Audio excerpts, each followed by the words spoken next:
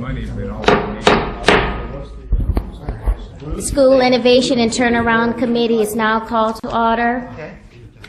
Roll call, please. Yes, ma'am. Dr. Bofi is not present. Mr. Davis? Present. Miss Edmonston? Not present. Mr. Garvey? Here. Miss Holloway? Here. Dr. Jones? Here. Miss Lewis? Here. Miss Orange Jones is not present. Mr. Rock? Present. Dr. Thomason? Present. Miss Fauché? Here. You have a quorum.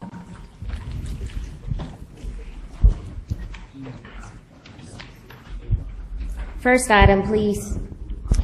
The chair would like to get a motion to take the items out of order, with item 2.2 being heard first. So moved. Second. I'll second. Moved by Tommy Rock and seconded by Jim Garvey.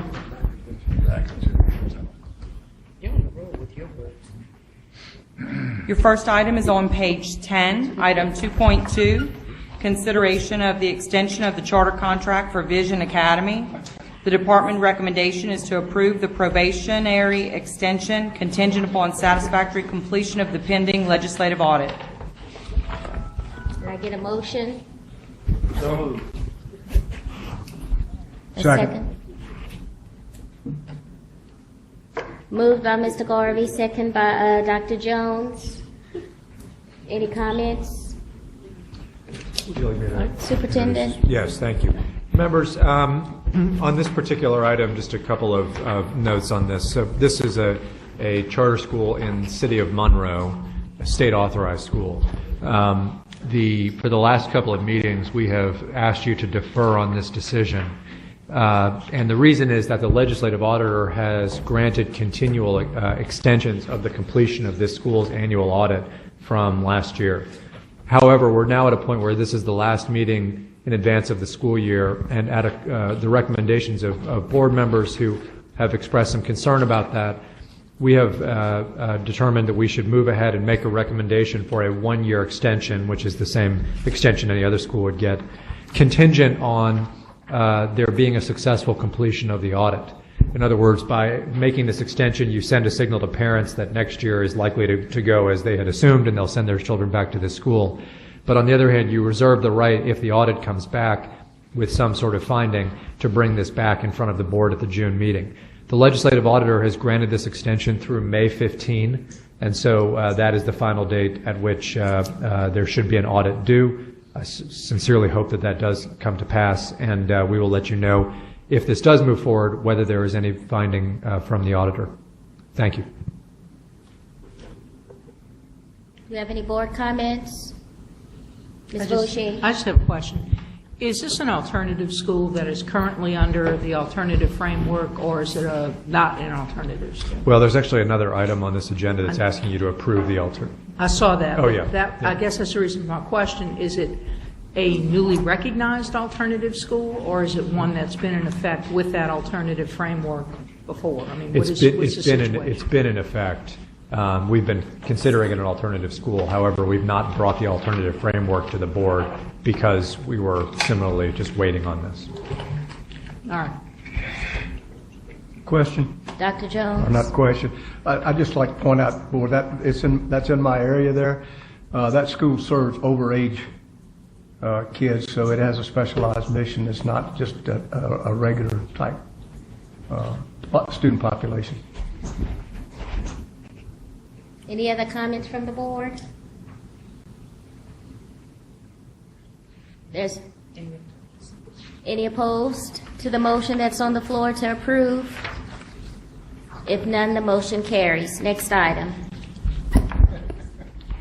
Your next item is on page 1, item 2.1, consideration of a report on types 2, 4, and 5 charter contracts and requests for amendments. The department recommendation is to approve the material amendment for Noble Mines to change the physical location of the school, to approve the material amendment for GeoPrep to change the physical location of the school, and to approve the Vision Academy request for a material amendment relative to an alternative framework for future renewal decisions. So moved. I need a second. on the motion made by Mr. Garvey to approve, seconded by Dr. Jones. Any comments from the superintendent? Comments from the board? Oh. I do have a question. All right, Mr. Garvey. Concerning Vision Academy, Dr. Jones mentioned that there are overage students that are served in this. Do we know what percentage of the students are what you might call alternative students? It's labeled as an alternative school. What evaluation, what measurement are we using to say it is an alternative school?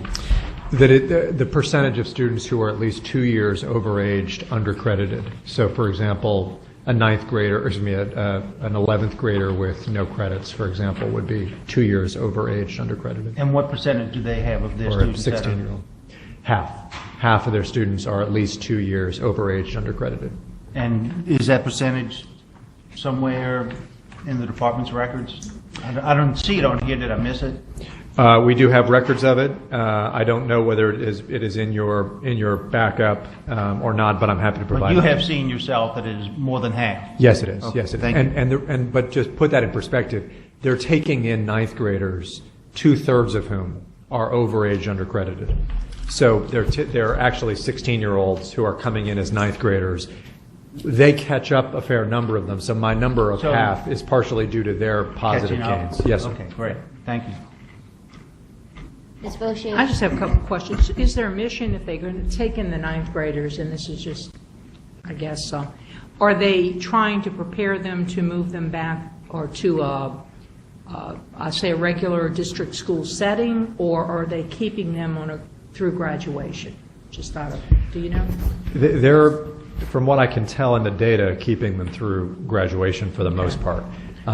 That said, I don't want to speak for I'm sure different kids, and Dr. Jones, you may have more familiarity with it, but different circumstances. But I do know they have a fair number of kids who go the whole way through. Right.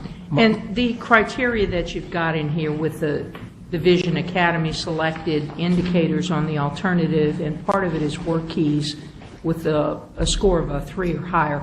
And I'm going to show my ignorance, but do you know offhand, is a 3, is that a silver or is that below a silver on work keys? Do you know? I'm not actually. 3 Yeah, is I what? think a 3 is. I think a 3 is bronze in the Is way that. bronze. in the way 3 that is they do bronze, the 4 is 4 gold, is- and 5 is platinum, if I remember right. No, we got to Or get is silver in silver, there. right. Silver Okay, is silver, 4, and yeah, then yeah, 5 is yeah, okay. yeah.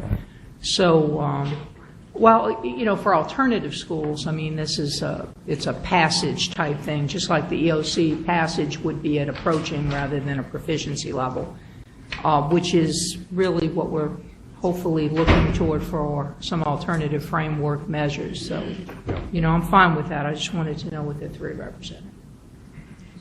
My question is this in alignment with other alternative schools like JCFA and some of these other schools that we approved alternative frameworks? I just want to make sure that we're consistent. Yes, for alternative high schools, all of the 3 measures here, the LDE selected indicators are the same, and then there's a set of measures from which they have a choice, and those measures are the same.